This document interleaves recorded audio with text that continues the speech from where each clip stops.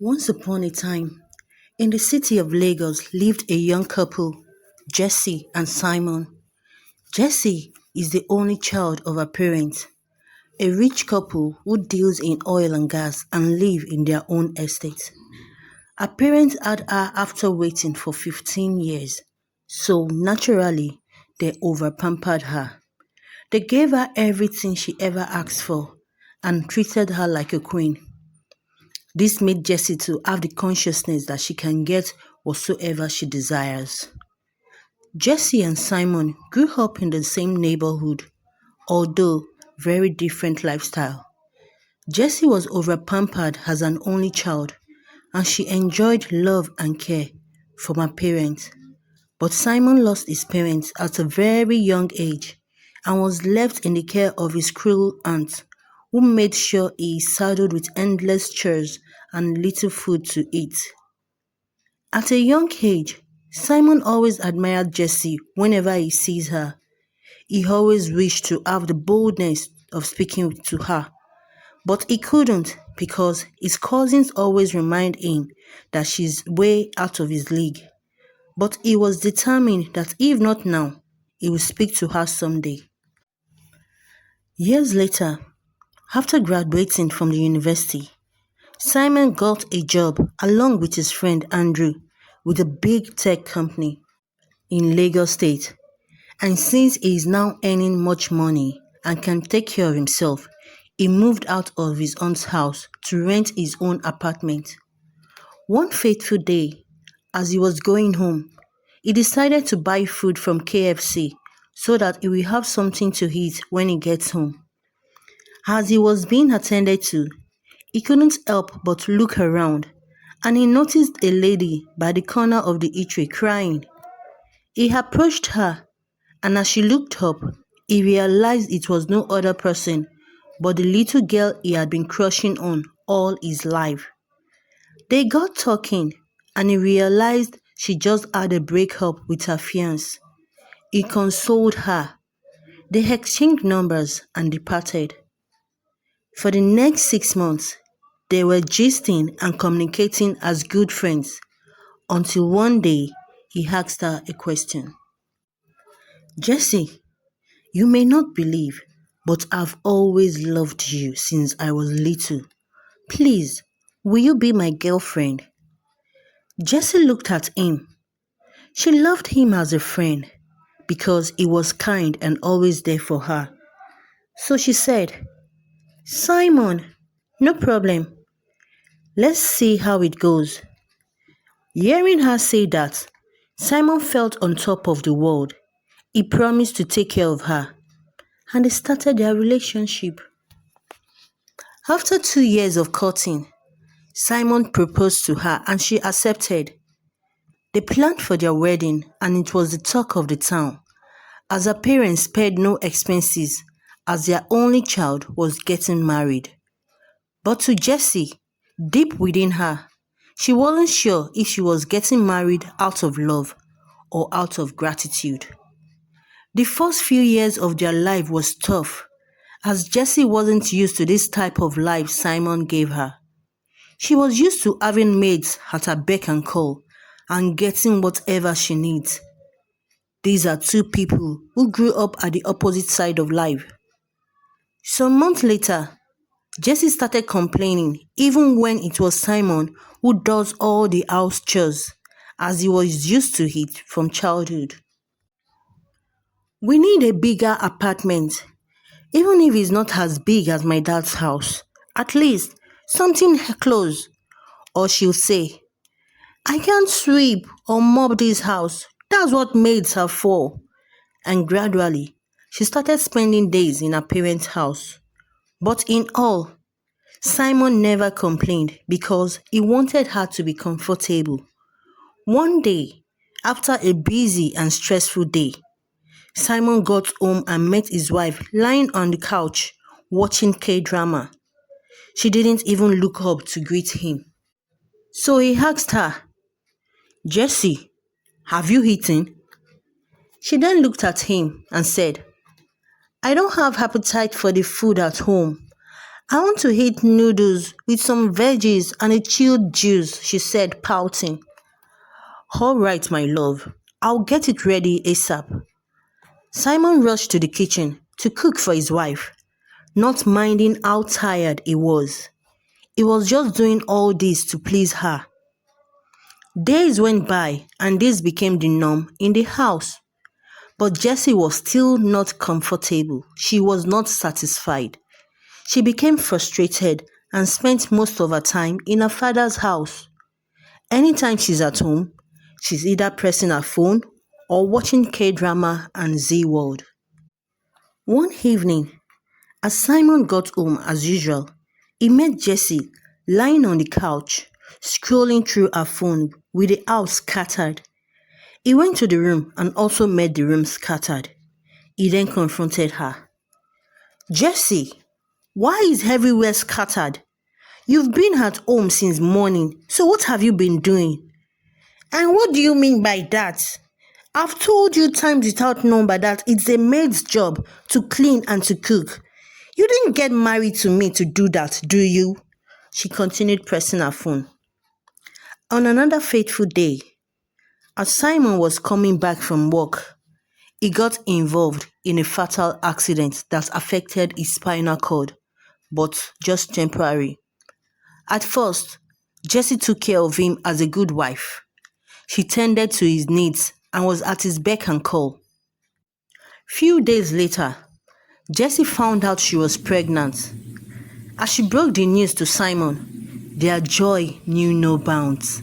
And 9 months later, she gave birth to twins, a boy and a girl. Simon was so happy that his family is finally complete. And as luck was on his side, due to his profession, he got remote jobs that paid well. They were able to employ the services of a nanny named Susan for the kids and a maid. Before we move on, I want to thank you for listening so far to Larry's African Folktale. Don't forget to hit the subscribe button and share the magic of storytelling with others. Now, let's continue with Simon and Jessie. One fateful day, as Jessie and the nanny took the kids for immunization, she was surprised to meet her ex, the same ex who broke up with her the day she met Simon. Jessie, is that you? Dr. Jude asked surprisingly. Of course, who else will it be? They both hugged. Wow, you look so beautiful as ever. I wish I can turn back the hands of time and undo what I did, Dr. Jude said. There's no need for that, Jude. As you can see, she said, raising her hand. I am happily married. And these are my kids, she pointed at her twins. Married? So soon? Well, it doesn't matter. You know I still love you, and nobody can love you the way I do, he said cockily. Jessie waved him off, but before she left, he gave her his card and they went home. Some days later, Jessie's mind drifted to Jude, and she started remembering old memories. Little did she know that she's giving room for the devil. She started comparing Jude to Simon and realized she still loved him. From then, anything Simon does, she will ask herself, what will Jude do in this situation? She started craving for his touch, his presence, everything. All of a sudden, she remembered that Jude gave her his card. She went to pick it up and gave him a call. Hello, Jude. Can I see you? Jessie asked him. Of course, my love. You know how I will always have time for you. All right, Jude said. They agreed on the day, the time, and the venue to meet. Jessie was so happy that at last she gets to feel loved once again. Little by little, she started abandoning her twins and husband by spending late nights outside, spending long time on phones, reading messages and laughing. At first, Simon thought she made new friends, until she dropped the bombshell. Simon, I want a divorce, Jessie said one sunny afternoon while walking. He stopped what he was doing and looked at her. Are you joking right now? What do you mean by divorce? Jessie, I thought we are fine. These 3 years has been so wonderful. Look at our kids. Where did we go wrong? They are talking about divorce at this early stage of our marriage, he asked her, sounding worried. Look, Simon, I'm not happy in this marriage. I need to feel loved. You're not even romantic. I need to feel wanted. I need my baby girl soft life. I didn't sign up for all these wifey motherhood responsibilities. If not for the kids, I'm sure you won't employ a nanny and a maid. See, I've found love with my ex, and I won't continue this marriage with you.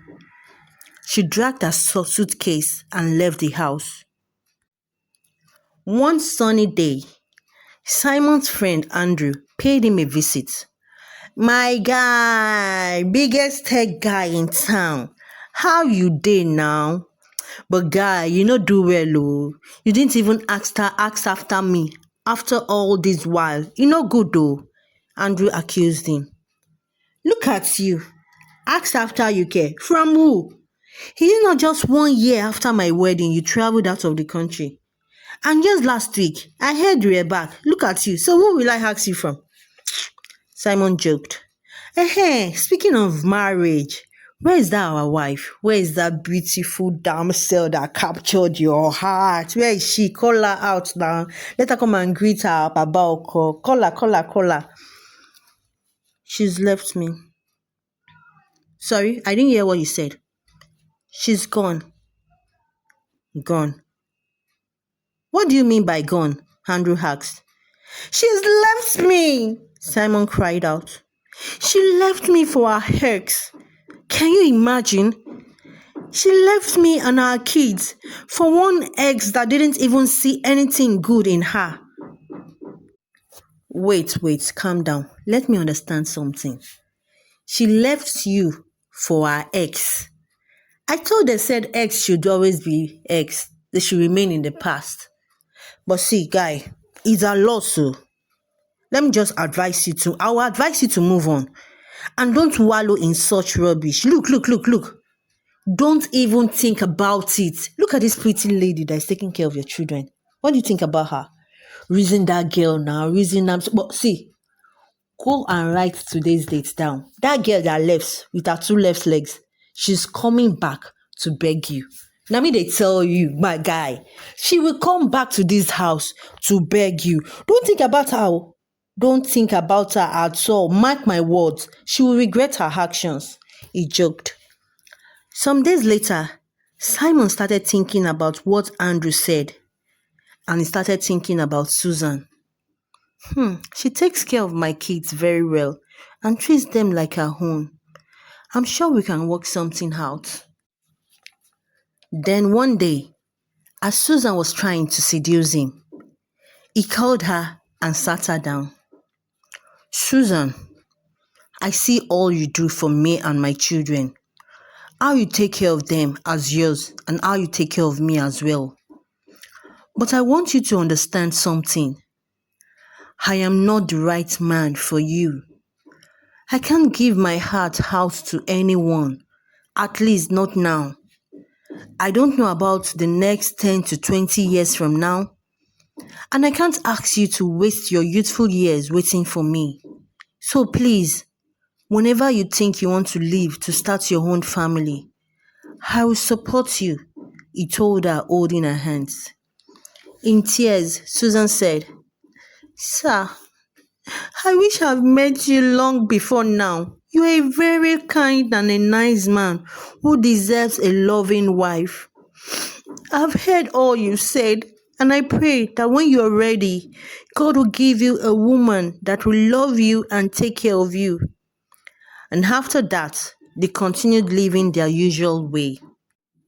One fateful day, as Susan and the maid were in the house cleaning the house, Simon and the twins were relaxing at the garden. Then Jessie came in, looking so lean and unkempt. She knelt down immediately to beg Simon for forgiveness and was so surprised to see that he can walk again, as she has forgotten that the doctor said that the wheelchair was only temporary. Simon, I'm so sorry I left you in your condition. I thought Jude loved me, but it was all empty sweet words.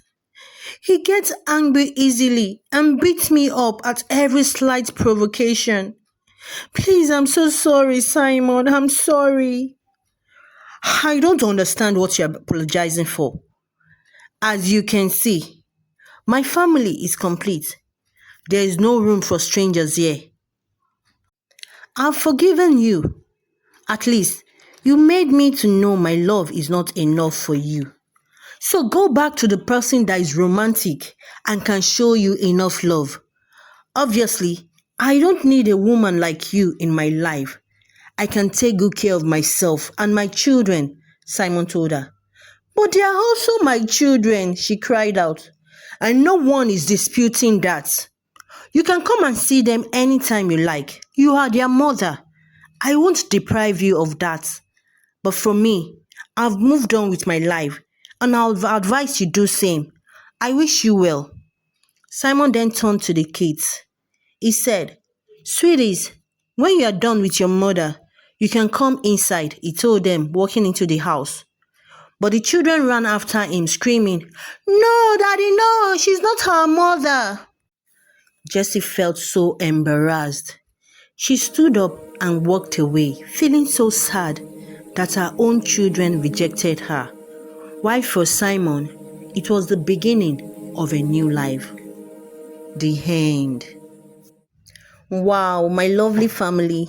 I hope you enjoyed Simon and Jessie's story and you've learned one or two lessons from it. Now, let's talk about some of the lessons in the comment section. Please share your experiences if you've had any. And don't forget to like, to subscribe, and to share to your loved ones. Till we meet again in my next video. This is Larry's African Folktale. Bye bye.